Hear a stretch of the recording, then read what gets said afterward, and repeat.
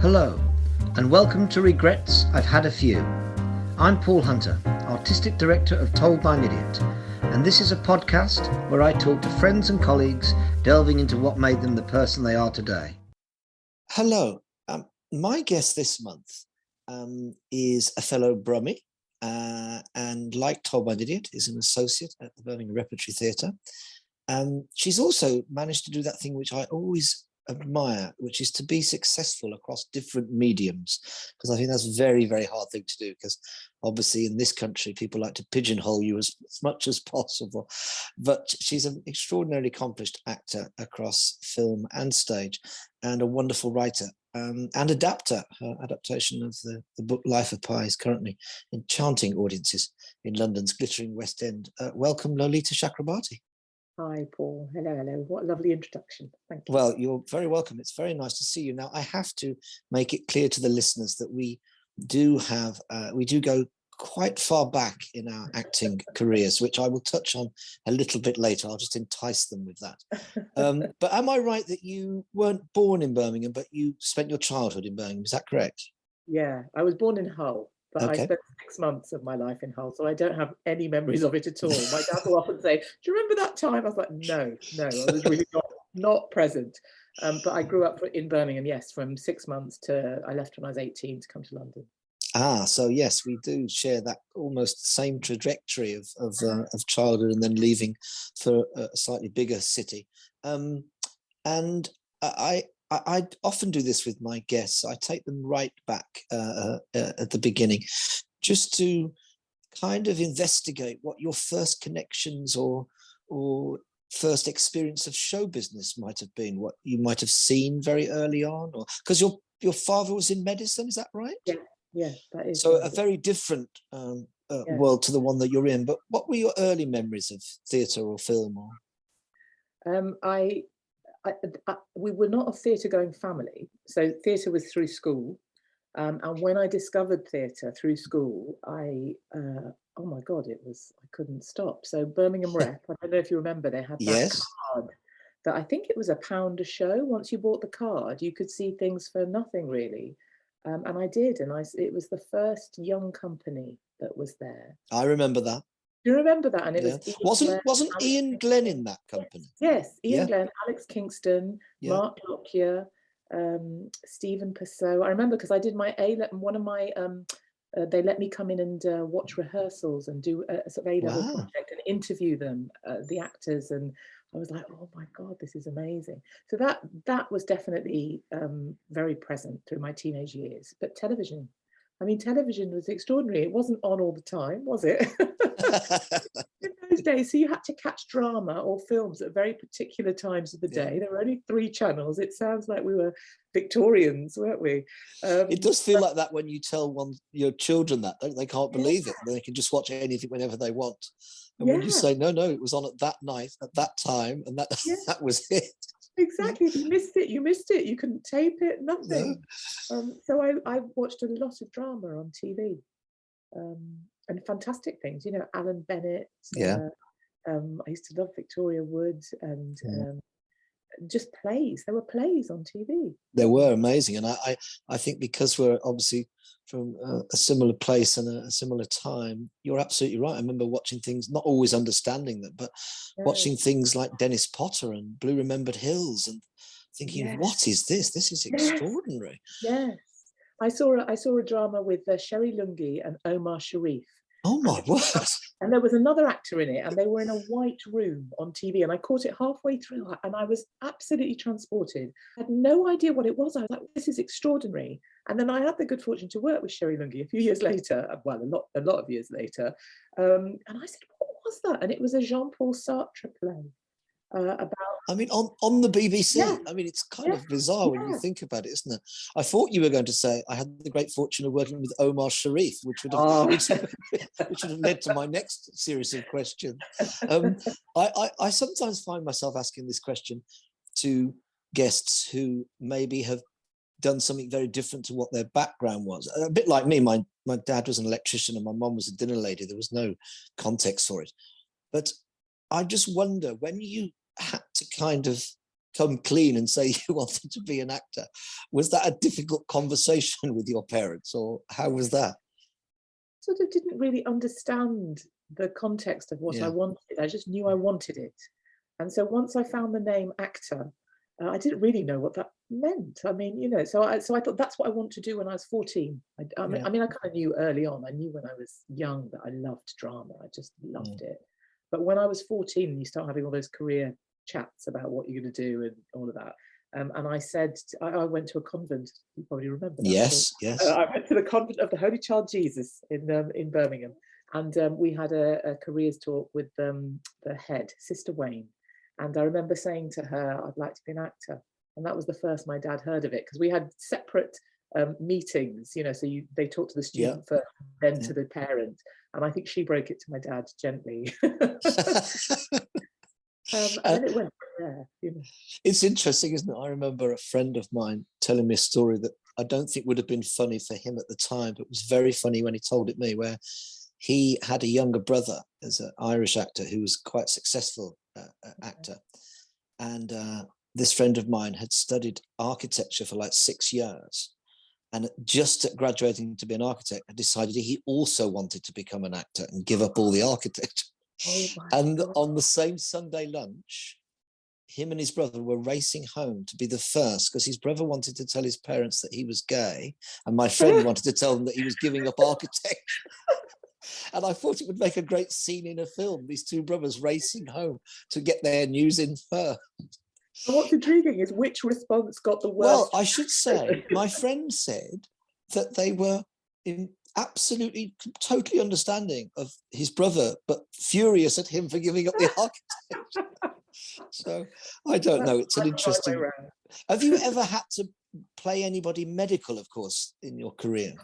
All the time. Do you? Oh, wow. Yeah, all my TV jobs tend to be, I'm an authority figure, always. And when I was younger, I was like, what is going on? And now I'm older, I get it. But I played doctors, I've been surgeons, anaesthetists. That's really difficult. I had to come in and say, I'm the anaesthetist. And you just, under the pressure of all of it, I happily walk at the anaesthetist. I've played midwives, I've played... Wow. I've done loads of medical, and so much so that when I'm with people, when I'm with my dad, who sadly has been in hospital a little bit in the recent years, people will say, oh, are you medical? And I want to say, yeah, I've played medical. I don't know if your father's like this, but I have my brother-in-law is a retired judge, and I've done a few legal things. And whenever I do something, I had a small part in this movie where I had to be the judge's clerk or something, be with the judge. And he went to see it at the cinema, and the only thing he said, he rang me up, he said, the judge is wearing the wrong robes. So does your father comment on any of the medical practice being incorrect? He used to think, oh, I can't watch Casualty because it's just drama. Because obviously it's drama. That's why we're watching it, right? Exactly. Whereas they deal with operations in a very practical way. Yes, I'm sure. Yeah, I'm sure. Well, maybe now we've touched on the Convent of the Holy Child Jesus, I should reveal that we performed in a play there, which my memory, as I've tried to trawl back, was that the drama teacher that I had, who was teaching me drama O-level, maybe had taught at your school or not. I don't know. Maybe I'm making that up. Maybe it was just the fact that she was contacted by your drama teacher and they wanted to do a play and they needed a boy actor. We needed men. We needed men. We were a girls' school, and it was the 100th anniversary of the founding nun. That's correct. That's right. Sounds yes. like a joke now, doesn't it? Cornelia Connolly. That's it. That's it. I think it would have made a great carry-on film, but we were on the search for men. It does have a slight Centrinians feel to it, doesn't it? Like that sort of caper thing. But I also I vaguely remember it being a slightly strange play. I remember it being quite full of melodrama and incident. Very long. I remember it was about 3.5 hours long, wasn't it? It was. But you were the only young person, and you were the only outsider. I remember vividly because everyone else was brothers and fathers and people who came in, but you were the young outsider. Outsider, yeah. And I think I was at that stage a bit like you, where I was so desperate to act. I got into the of the youth theatres, I think, at the Triangle Youth Theatre at Aston University. And I just wanted to do, at that point, you just wanted to act in anything, didn't you, really? Yeah. If someone asked you. Yeah. So if we move forward a little bit, obviously, you then went to RADA. Well, not obviously, you managed to get into RADA, which is a huge achievement. What was it like turning up there? Oh, it was extraordinary. I was going to go to university. Yeah. And then Miss Stack, the drama teacher at Holy Child, she said, look, just try for RADA. Why not? Give it a go. And I was convinced I wouldn't get in because it's so competitive, right? And then, I also had my head into uni. I thought, I'm going to go do drama at uni. And I went to RADA, and God, you could, like you said, you could just do drama all day. Wow, this is extraordinary. They're going to teach you how to do all the different elements of it all day. So by the time I did it's quite a rigorous audition process. And by the time I'd done the first one, I wanted to go there, no question. And turning up there, it's extraordinary.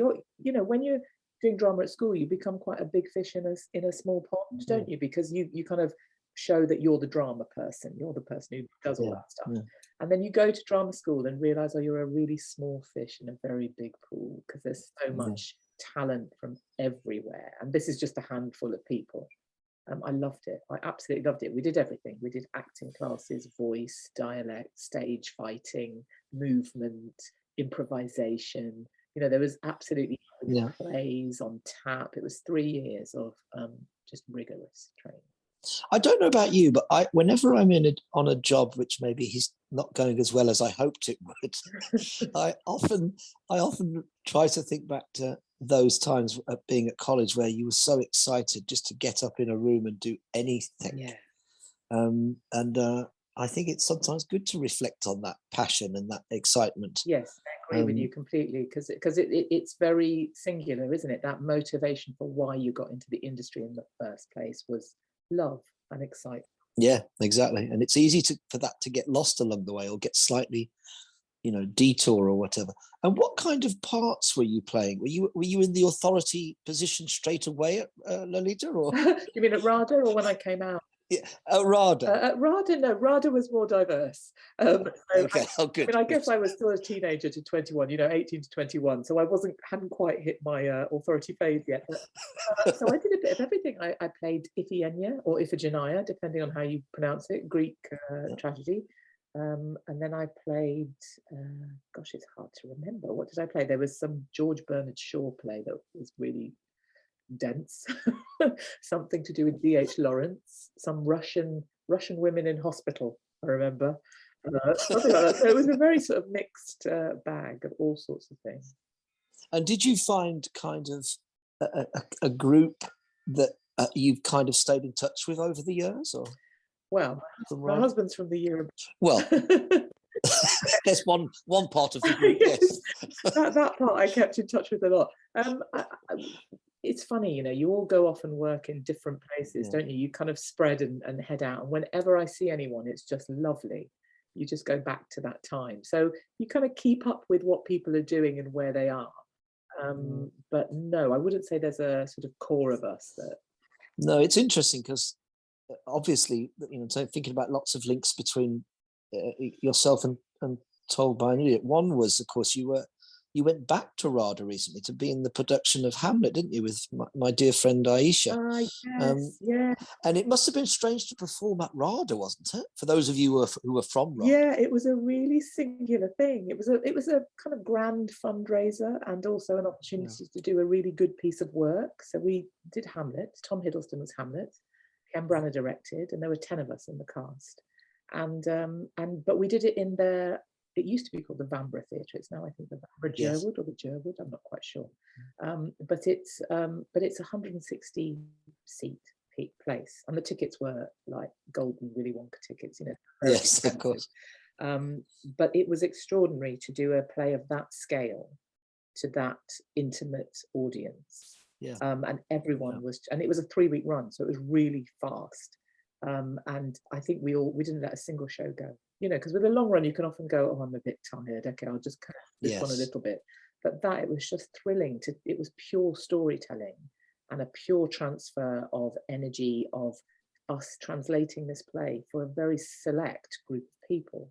So it felt such a privilege to do. And Aisha, It's true. I've got to just tell you, Aisha was also in my play Red Velvet.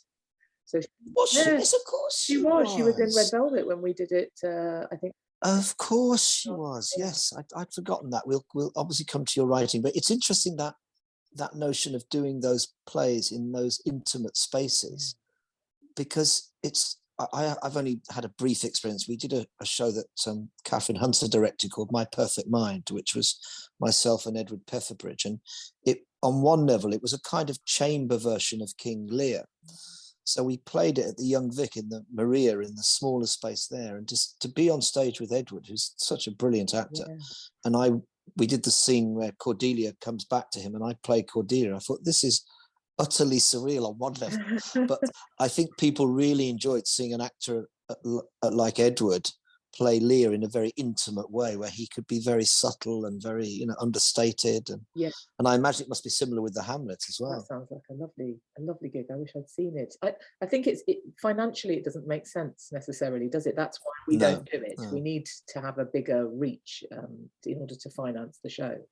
But this was, it was lovely. It's one of those that, as you say, you get a little bit worn down by the jobs that aren't quite as satisfying as you hoped. Yes. And then you do a job that really just reaffirms storytelling and the purity of it and why you did it in the first place, and allows you to play, because that's what we're all that's true. That's very true. And also that notion of doing something for a period of time. It's an interesting thing, isn't it? When I remember I had a friend who was in the original production of Warhorse, and on the day when I realized he'd been in it for a certain amount of time, I sent him a message saying, "Congratulations, you've now been in Warhorse longer than the war itself." Oh my God. And he sent back and he went, "I've got to get out. I've got to get out." Because if you think about it, theatre shouldn't go on for that long, should it? Goodness me, that is long, unless you've got new energies coming in to sort of reinvent it. Yes. I mean, I'm giving an extreme example there, but I suppose I was interested in, did you not go into the Bill for a while and play something quite regular? Yeah, I did. I was in the Bill for 2 years in the end. Wow. I always decided I wouldn't stay too long. I gave myself a sort of 3-year limit, and then I stayed for 2. And that was a brilliant job. I absolutely loved it. It was just fantastic. It was like doing rep theatre but on telly. And in the Bill was big. It was a big show with familiar characters. I mean, I remember the first raid that we did, and I've just been on the job a few weeks, and I'm in one of the cars with one of the sort of significant, I think it was probably Graham Cole, who played PC Stamp, for really familiar faces. And there's about, I don't know, 6 cars, and then Eric would go, "Go, go, go" on the radio. We'd all run out of our cars, put our hats on, because that was costume. Costume said you had to have your hats on. And then we'd run into this house. I thought, oh my God, I'm in the telly. So obviously you kind of, I suppose, a bit like most of us, I mean, you kind of get going and you go where the work is, and hopefully it's interesting. And then maybe, as you say, you meet people along the way. Like I met Hayley, which was obviously significant for me. Where did the germ of the writing come from, or was it always there? Well, in retrospect, it was kind of, my love of language has always been there, but that's only in retrospect, really. I mean, I did public speaking at school. I don't know if you did that, but I did a lot of public speaking at school, which I had to write these speeches and, do these 5-minute speeches on topics that they gave us. So that's kind of where I began writing. And then at RADA, my last show at college that we showed to directors and producers and things in the 3rd year was terrible. It was a terrible 4-hander, and we were also appalled, me and the other actresses, that this was our final showing. So I rewrote it. I went home every night and I rewrote the scenes. Wow. Yeah, and I mean, who knows if it was any better, but we did the version that I wrote. I think I'm somebody who just goes, okay, that's not good enough. I'm going to do it. I'll just do it. Yeah. So it gave me a flavour of, oh, okay, that's possible. And then about 4 or 5 years out of college, when I'd been working, and I was working quite, I was doing lots of theatre. It was great, but there's always gaps, right? There's never enough. Yeah. You've always got moments you've got to sit down for months and wait and audition. And I got bored, and I thought, God, I can't. This is my life now. I can't just sit waiting for the next gig. And I also was a bit frustrated by the scale of, not the size of parts, but the kinds of parts. Yeah, for sure. Yeah. So I started to write to see if I could. And what did you write when you sat down to write? I wrote short stories.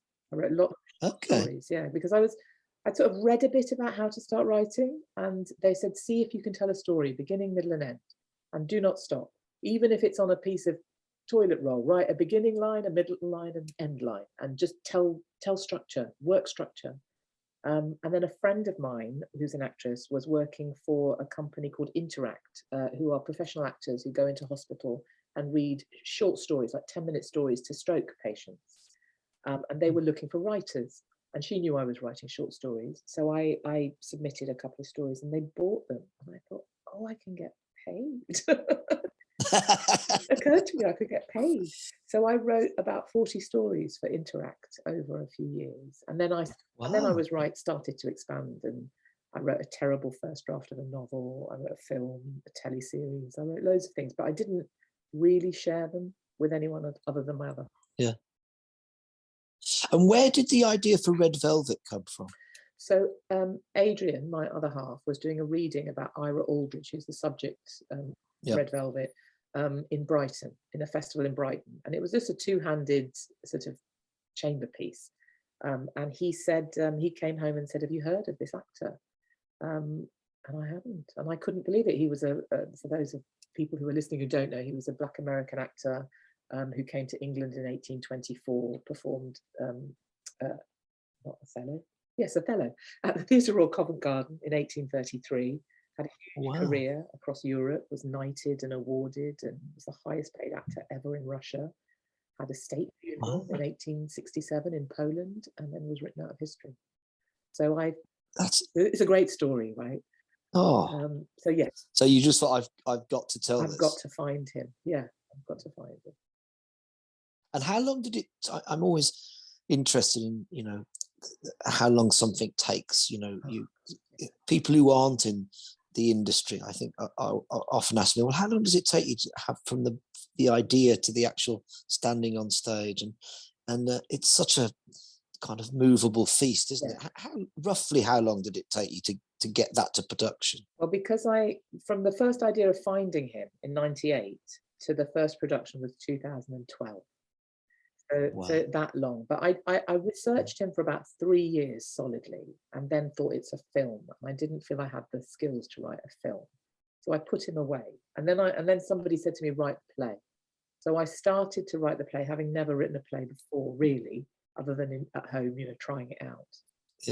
And then I started to submit it to theatres, but it got rejected an awful lot. So it took me 7 years from starting to write the play to getting it on. Wow, gosh, it's that thing, isn't it? And also, which hopefully one tries to impart to, again, one's children, is the perseverance of something. Yeah. That when you do have that idea, and the tenacity is so important because of course people are going to say no. I'm working on a show which is going to be on at the Rep in May, which is partly autobiographical and partly about the greatest victory that my football team, Aston Villa, ever had 40 years ago when they became champions of Europe. And in the show, I recreate my first audition at Central, which went absolutely terribly. But I remember, and I staged this in the show, I remember thinking, oh, they'll still have me. Yeah. In some deluded fashion, even though it had got, I'd chosen to do a ludicrous piece by Davis from The Caretaker, like a 70-year-old tramp. I was like, so wrong. And I thought, but in some deluded way, I thought, oh, they'll call my name out. And then, of course, they did. Isn't that brilliant? But then I think that level of tenacity to keep going is quite important, isn't it? Or delusion, however you choose to look at it. I know, but you saying that you chose that as a part to play is totally linked to your performance style now. So you're being very true to what you were in you. Actually, I can. Sadly, Lolita, the audition panel at Central saw it differently, but I have to live with that and accept that and move on. Do you think, because the story Red Velvet is so extraordinary, is there any desire for you to, now it's been a huge success on stage, to take it to film or not? Yeah, I've written the film, and again, Oh wow! Again, it's that long old Yeah, traipsing cap in hand job of, right, can we get the money to get it made? So we're getting closer and closer. And oh, I wish you so much luck. Because when you talk about his life, I can imagine it obviously theatrically brilliantly, but I can also envisage it in film. Of course, one can. It would be great. Oh gosh, no. Do you have any?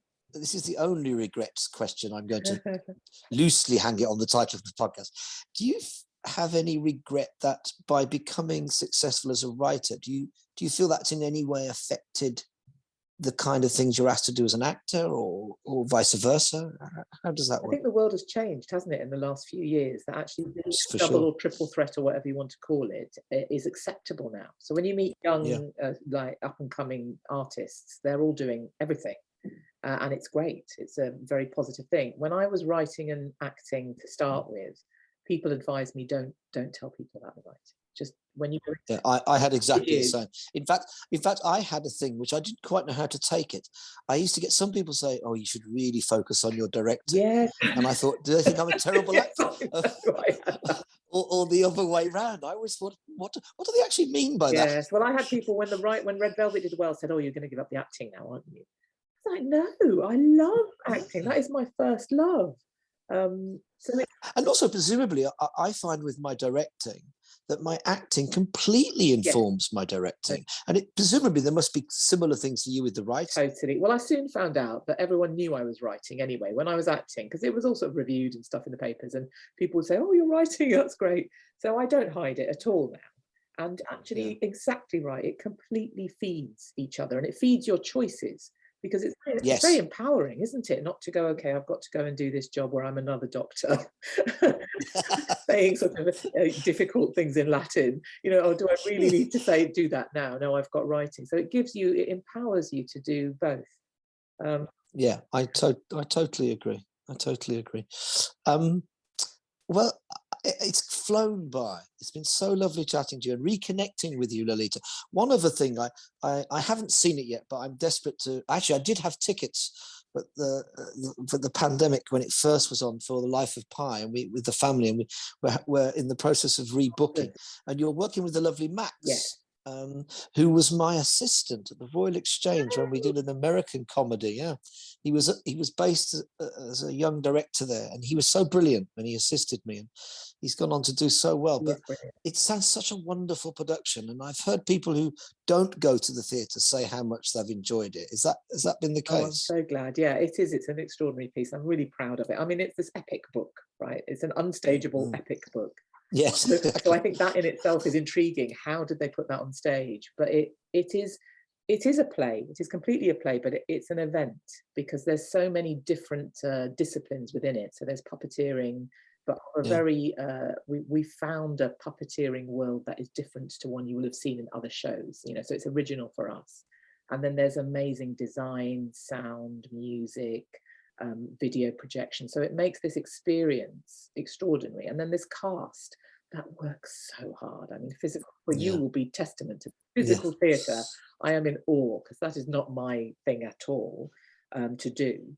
But they work so hard. So when they all come out at the end, you are absolutely applauding the fabulous story and the storytelling and the event. But you're applauding how hard they have worked for you in the last 2 hours. Also, what I love about what you've just described is it sounds like something that only theatre can do. It sounds pure theatre how you talk about it. I had an experience the other night on Monday evening. I went to see the production of The Chairs at the Almeida with brilliant Catherine Hunter, and it's well, they're all brilliant, the three of them. It was so refreshing to see something which again could only be theatre in how it was presented, how it was communicated. It couldn't work on film it was there in that moment, and it was so refreshing, and it sounds like that's what that is as well. Well, Lolita, it's been lovely chatting to you. I've got 8 final questions, which are very quick fire. And the idea of this is you say your first response that comes to you, so don't think about any of the answers. Cricket or football? Cricket. Pina Bausch or Matthew Bourne? Matthew Bourne. Beyonce or Mary J. Blige? Beyonce. Oysters or steak tartare? Steak tartare. Cannon Hill Park or the Botanical Gardens? Cannon Hill. Staying with Birmingham, this is a question on nightclubs. Snobs or faces? Oh, difficult. That's difficult. What about Edward's number 8? You haven't got Edward's I know. there. Sorry. Oh, faces. Faces. The Three Sisters or Hedda Gabler? Hedda Gabler. And if you were a contestant on either of these shows, which show would it be? Celebrity Mastermind or Celebrity Great British Bake Off?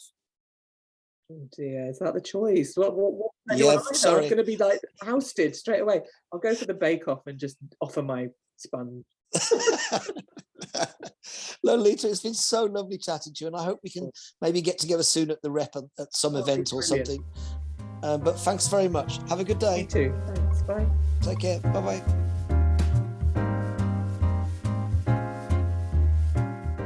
Dear listeners, if you've enjoyed this idiot podcast, please spread the word